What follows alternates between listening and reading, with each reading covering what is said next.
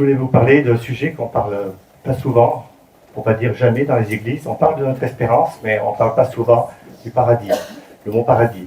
Alors c'est vrai que ce mot, il n'est pas souvent écrit dans la Bible. On le retrouve peut-être 3 fois, mais on trouve de nombreux autres sens qui peuvent nous rappeler, qui peuvent parler de la même chose. Alors si on regarde, en prenant le dictionnaire, le Robert, eh bien le paradis serait le lieu où les âmes des justes jouissent de la béatitude éternelle, et on voit que c'est une réflexion, une définition qui est plutôt chrétienne. Hein. Il est parlé aussi du ciel, et ça s'oppose évidemment à l'enfer. Alors, dans l'évangile de Luc, au chapitre 23, le Seigneur Jésus va dire, quand il est sur la croix, il va dire aux brigands, aujourd'hui, tu seras avec moi dans le paradis. Ce brigand qui avait accepté, qui croyait que Jésus était totalement différent des autres, qu'il était fils de Dieu. Et il lui a dit, aujourd'hui tu seras avec moi dans le paradis. L'apôtre Paul, dans l'Épître aux Corinthiens, va parler du paradis et il va dire qu'il a été un homme, il connaissait un homme, il parlait de lui, qui a été enlevé dans le paradis.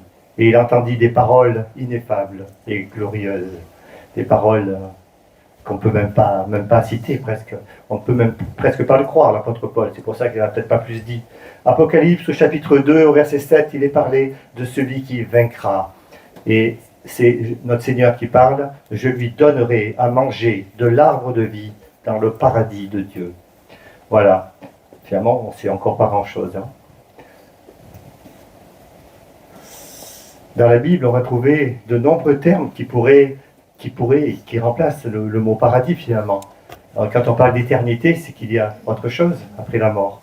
Le ciel de l'éternité est souvent cité, notre Dieu est un Dieu éternel. Le ciel, la demeure du Père, c'est le mot qu'on trouve le plus souvent, le plus couramment. La Nouvelle Jérusalem, le royaume des cieux, on le trouve souvent. Alors bien sûr, on peut dire que le royaume a déjà commencé sur la terre, mais il est parlé de ce royaume éternel. La vie éternelle, bien sûr. Et c'est le prophète Daniel qui va en parler, qui va dire « Plusieurs qui dorment dans la poussière de la terre se réveilleront ». Donc il est bien parlé des morts, c'est l'Ancien Testament.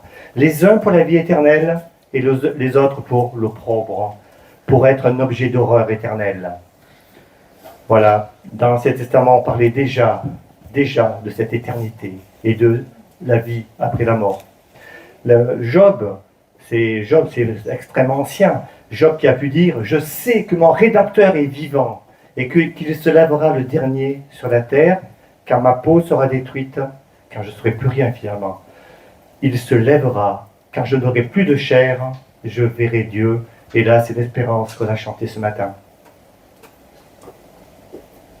Le lieu de repos, dans l'Apocalypse, on le trouve souvent, on le trouve dans toute la parole de Dieu. La maison du Père, notre Seigneur, quand il est parti sur la terre, on en a parlé ce matin, il a dit « Je monte vers mon Père et votre Père ».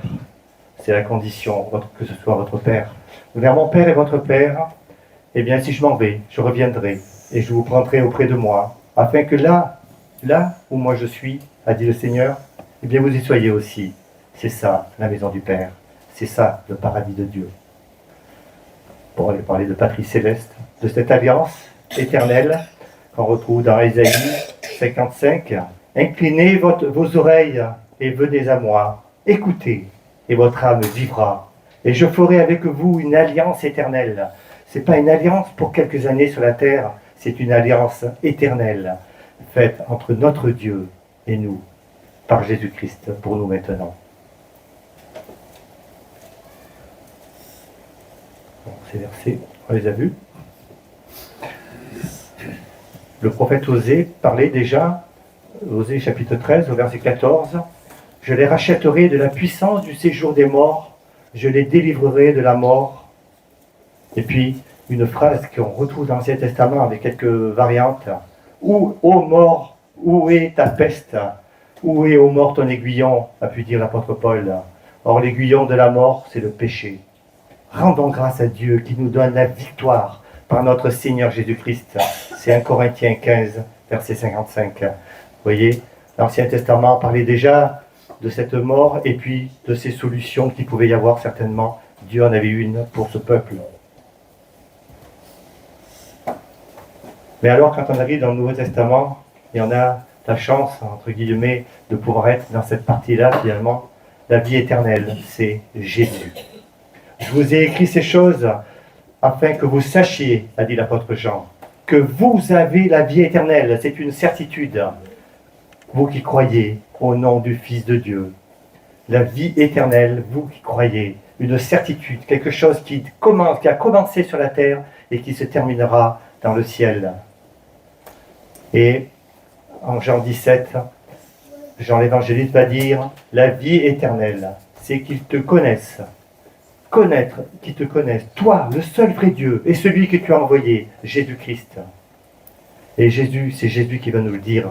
C'est dans l'évangile de Jean, mais c'est Jésus qui parlait là. Hein. Et il va dire à son Dieu, je t'ai glorifié sur la terre.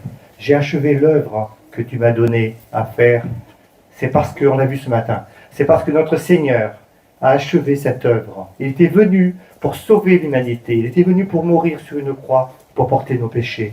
Et alors c'est parce qu'il a accompli cette œuvre. Et il a dit avant la croix qu'il avait déjà accompli cette œuvre. C'était vraiment son objectif.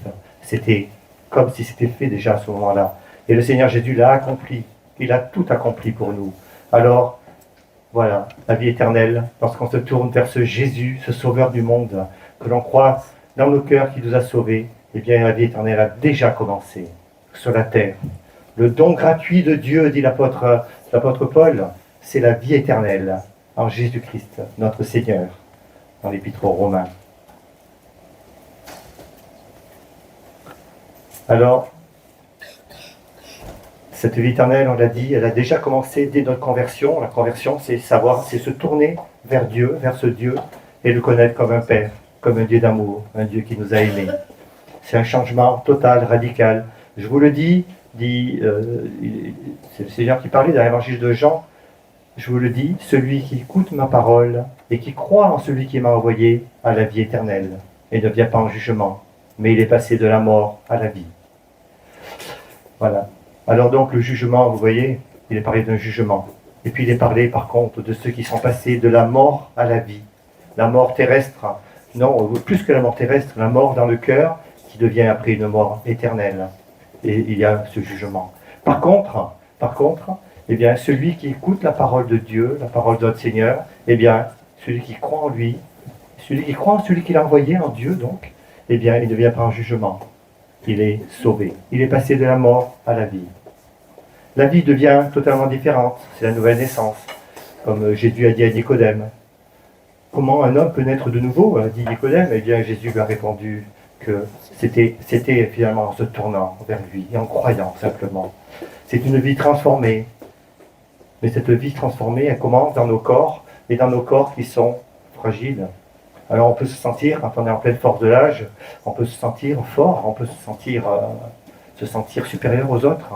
Mais non, la parole de Dieu nous dit que la lumière, elle brille dans les ténèbres. Et cette lumière qui brillait dans les ténèbres, elle a brillé dans nos cœurs pour faire resplendir la gloire de Jésus. Une gloire qu'on ne peut voir, qu'on ne peut connaître que par lui. Mais il est dit après, en 2 Corinthiens 4, nous portons ce trésor dans des vases de terre. Nos corps, c'est comme des vases de terre. Nous portons ces trésors dans des vases de terre afin que cette grande puissance soit attribuée à Dieu et non pas à nous.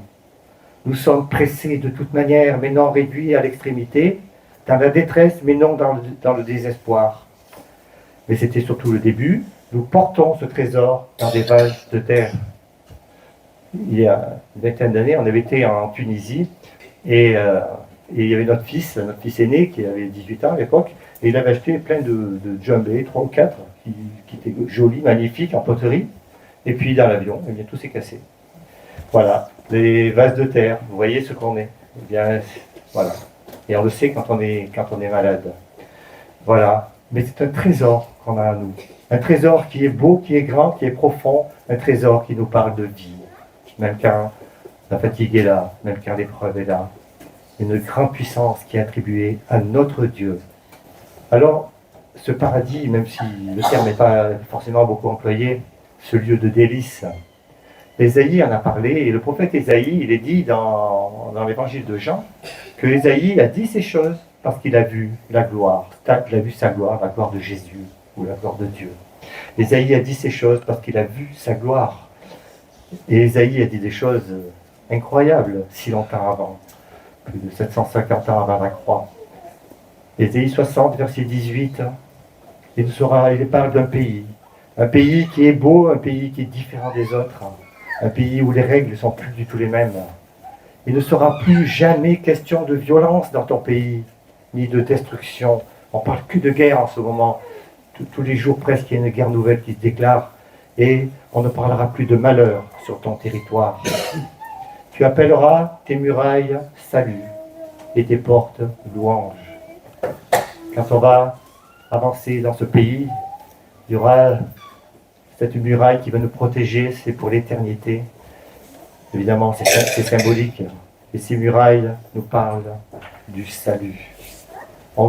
Si on est à l'intérieur, c'est parce que Jésus-Christ a donné sa vie pour nous. L'agneau de Dieu qui sera avec nous. Il sera là. Les portes, c'est pas pour fuir les portes. Les portes, c'est pour nous rappeler la louange. La louange à celui qui nous a tant aimés. Ce ne sera plus le soleil qui te servira de lumière pendant le jour, ni la lune qui t'éclairera de sa lueur pendant la nuit, mais c'est l'Éternel qui sera ta lumière éternelle. C'est ton Dieu qui fera ta splendeur. Ton soleil ne se couchera plus, et ta lune ne s'obscurcira plus, car l'Éternel sera ta lumière pour toujours. Et ta période de deuil sera terminée. On retrouve dans l'Apocalypse des versets qui se rapprochent beaucoup de cela, et qui nous parlent de cet agneau de Dieu qui est au centre, qui est la lumière, qui nous éclaire. Plus besoin de notre astre que nous aimons, que nous apprécions. Quand il fait froid, on est content d'avoir ce rayon de soleil sur nous. Eh bien voilà, le rayon de soleil, nous l'avons, c'est Jésus.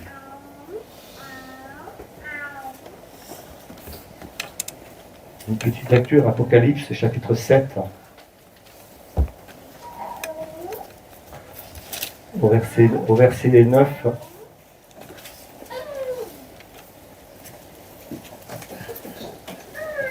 Alors, l'Apocalypse, c'est Jean qui a eu cette vision. Et Jean a eu cette vision des choses qui vont se passer après qu'il a eu cette vision. Et des choses qui vont se passer plus longtemps après. Des choses qu'on peut commencer à voir maintenant. Et puis des choses qu'on verra. Et j'aime bien ces versets qui peuvent nous parler du ciel. Alors c'est peut-être pendant la tribulation, mais voilà. C'est des choses qu'on peut très bien rapporter sans problème à l'éternité. Après cela, je regardais, et voici, il y avait une grande foule que personne ne pouvait dénombrer ou compter. De toute nation, de toute tribu, de tout peuple, de toute langue, et se tenaient devant le trône et devant l'agneau, revêtus de robes blanches et des palmes dans leurs mains, et le criaient. On nous a invités ce matin à chanter, à parler fort, à crier, et crier d'une voix forte en disant « Le salut est à notre Dieu qui est assis sur le trône et à l'agneau. » Et tous les anges se tenaient autour du trône, les vieillards, les 4 êtres vivants, ils se prosternèrent sur leur face devant le trône et ils adorèrent Dieu en disant « Amen. La louange, la gloire, la sagesse, l'action de grâce, l'honneur, la puissance et la force sont à notre Dieu au siècle des siècles. Amen. » Voilà, on pourrait dire c'est terminé. Non, c'est pas terminé. Il y a des personnes, on a l'impression, qui viennent d'arriver au ciel. L'un des vieillards prit la parole et me dit ceci. Il y a une foule nombreuse, on ne peut pas dénombrer, mais il voit des personnes au milieu qui sont ceux-ci, qui sont vêtus de robes blanches. Qui sont-ils? Et d'où sont-ils venus? Et alors la personne qui répond va dire Mon Seigneur, mais tu le sais, tous ceux qui seront dans le ciel le seront. Tous ceux qui seront dans le ciel connaîtront Jésus et sauront que ceux qui sont là, ils ont été lavés dans le sang de l'agneau. Et il va répondre, mais tu le sais. Et il me dit, ce sont ceux qui viennent de la grande tribulation alors on pourrait dire la terre, ils ont lavé leurs robes et les ont blanchis dans le sang de l'agneau. Alors, c'est sûr qu'il faut être un peu initié pour comprendre comment du sang peut laver, comment du sang, alors que le sang s'attache, bien comment le sang peut laver, c'est le sang de l'agneau de Dieu, Jésus-Christ, qui a donné sa vie pour nous laver à jamais, blanchi dans le sang de l'agneau. C'est pour cela, il va répondre, quand il va répondre, c'est pour cela qu'ils sont devant le trône de Dieu et le servent jour et nuit dans son temple. Celui qui est assis sur le trône dressera sa tente sur eux. Ils n'auront plus faim, ils n'auront plus soif. Le soleil ni aucune chaleur ne les frapperont plus, car l'agneau est au milieu du trône. Il les paîtra, il les conduira aux sources des eaux de la vie, et Dieu essuiera toute larme de leurs yeux. Voilà, une petite scène qui nous montre ce peuple tellement varié, tellement différent les uns des autres, mais ce peuple qui est là parce qu'ils ont été lavés dans le sang de l'agneau. Et ils vont chanter cette gloire, la gloire, la sagesse, l'action de grâce, l'honneur, la puissance. On a l'impression qu'il manque encore des mots pour parler de ce que notre Dieu a fait, de ce que l'agneau de Dieu a fait.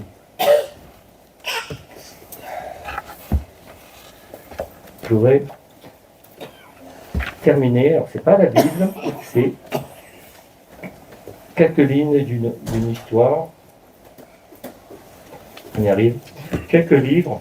Alors, c'est quelqu'un qui a raconté, bon, l'histoire, c'est une histoire d'une condamnée à mort, mais en fait, c'est une histoire qui est racontée dans ce livre, qui en fait parle d'une personne, c'est celle qui a écrit le livre, Linda Strom, qui a écrit ce livre, et sa mère a eu une maladie qui s'est aggravée très très très vite, de façon fulgurante, et elle n'était pas prête. Un jour, elle lui demande, elle était croyante, mais elle n'était pas prête du tout. Et un jour, elle lui pose la question, elle va lui demander si elle sait quelque chose de l'éternité, du paradis, et elle va dire non. Et donc, Linda Strom a travaillé ce sujet, et je trouvais que c'était simple, comme c'était écrit, d'après l'Apocalypse 21 et 22. Alors, elle dit, il y a dans la chrétienté, donc chez les croyants, un rejet incroyable de la mort. Nous entendons rarement des prédications sur la mort et le paradis.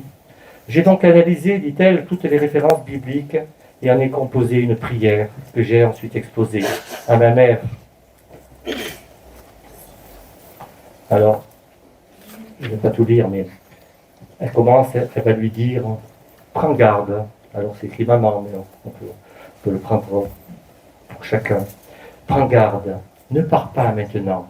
Préparons-nous ensemble. Ce que je veux que tu fasses, c'est que tu imites Jésus et que, comme lui, tu te donnes la force de retenir ton souffle de vie et d'offrir ton esprit au Père. On nous a dit dimanche passé qu'on pouvait imiter Jésus, qu'on pouvait faire comme Jésus. Voilà, ici c'est par rapport à ce moment-là. Évidemment, c'est bien sûr, on sait pourquoi notre Seigneur a donné sa vie. L'ange du Seigneur viendra lui-même pour cueillir ton âme. Tu voyageras très rapidement jusqu'au moment où tu verras au loin la cité céleste. Elle est entourée de 4 murs qui ont chacun 3 portes taillées dans une grande perle. Les murs sont en jaspe, une pierre transparente. De la cité céleste émerge une grande lumière et tu pourras voir un grand cercle vert tout autour. C'est le mur du paradis. Quand tu approcheras de la cité de Dieu, tu arriveras devant l'une des portes par lesquelles tu vas entrer. Et là se trouve le livre de la vie. Une page en sera tournée, et voilà que ton nom sera inscrit là. Regarde, ton nom est inscrit là, écrit avec le sang de l'agneau, l'encre utilisée dans son livre. Quelqu'un appellera ton nom et tu te retrouveras à l'intérieur de la cité de Dieu. Si au moment où la porte se ferme, tu regardes vers là-bas, tu verras que tu es sur une route d'or. d'un or si raffiné que l'on dirait du verre. Tu pourras regarder à travers. Puis si tu regardes vers le ciel, tu verras qu'il n'y a pas de soleil, car c'est la présence de Dieu qui est le soleil du paradis. Continue à marcher sur ce chemin d'or et tu verras qu'il te conduira à la rivière de la vie. Son eau est claire comme le cristal, et de chaque côté se dressent les arbres de la vie, dont les feuilles servent à la guérison des peuples. Prends une de ces feuilles et presse-la sur ton cœur. Maintenant, laisse déborder de ton cœur toutes tes souffrances, celles des sévices, celles de la maladie, celles des blessures, celles des déceptions, toutes les souffrances que tu as endurées. Laisse toutes ces souffrances pénétrer cette feuille et alors jette-la dans la rivière. Remonte la rivière et quand tu auras atteint la source, tu constateras qu'elle vient d'un trône, le trône du roi des cieux. Là, il y a des bancs en fin joyaux, saphir, rubis, diamants. Sur ces joyaux est assis Jésus, avec cette lampe à ses pieds, un arc-en-ciel qui l'enveloppe. Quand il te verra, il descendra de son trône et t'embrassera. Une larme sera peut-être restée dans ton œil. Il essuiera lui-même. Puis il s'assoira avec toi, vous mangerez ensemble, et une journée dans le paradis est comme 1000 journées ici-bas. Voilà, si tu attends 15 minutes environ, nous t'aurons tous rejoints là-bas. Il est souvent parlé de ces 15 minutes ou plus. Ce matin, on a parlé de... Oui, on a chanté plutôt. Un jour dans tes parvis est mieux que 1000 ans. Et si on s'amuse à faire le calcul, eh bien finalement, c'est 1 minute et demie pour un an. Et donc, si on considère qu'on a encore quinzaine, vingtaine d'années, eh bien vous voyez, c'est 15-20 minutes, c'est rien du tout. Hein, pour ceux qui sont dans le ciel. Ils ne vont pas attendre. Ils seront bien dans le ciel. Ça passe tellement vite. Un jour est comme 1000 ans. Et alors, vous voyez, ça passe tellement vite. Alors évidemment, c'est une interprétation, mais le psaume 16 nous dit « Tu me fais connaître le sentier de la vie. Il y a d'abondantes joies dans ta présence, un bonheur éternel à ta droite. » Et puis on a vu ce verset du psaume 84. « Mieux vaut un jour dans ta parvis que 1000 ailleurs. Je préfère me tenir sur le seuil dans la maison de mon Dieu plutôt que d'habiter sous les tentes de la méchanceté. » Mais on ne sera pas sur le seuil de la maison de notre Dieu. La porte va s'ouvrir et on va entendre cette voix qui va nous dire « Entre, entre dans la joie de ton maître. » Dans Psaume 17, « Dès le réveil, je me rassasirai de ton image. » C'est quelque chose qu'on peut appliquer pour nous le matin quand on se réveille, être rassasié de Jésus en lisant la parole de Dieu, en priant, le louant. Et puis, le jour où on va s'endormir pour cette terre, eh bien, c'est un autre réveil. Et là, alors, ce sera, on ne verra plus à travers ces verres dépolis comme on a ici sur les petites fenêtres. On verra Jésus. Et on pourra se rassasier, pas être rassasié, se rassasier de son image. C'est une espérance qui est vivante, mais l'apôtre Paul disait que pour lui, vivre, c'était Christ. Et finalement, il ne savait pas si c'était un gain ou pas de partir. Il savait la joie et le bonheur qu'on peut avoir quand on chante « Viens Seigneur », comme on vient de le voir maintenant, ces beaux versets. Et puis il y a aussi le temps de la terre. Alors voilà, Dieu ne nous dit pas, on n'est pas le temple solaire où il ne nous dit pas d'aller s'autodétruire. Non, il nous dit qu'on est sur le temps de la terre. C'est le temps où nous pouvons parler de cet amour de Dieu aux autres. C'est un temps où on peut rayonner aussi. Et puis, voilà, si le Seigneur nous appelle, ce sera un gain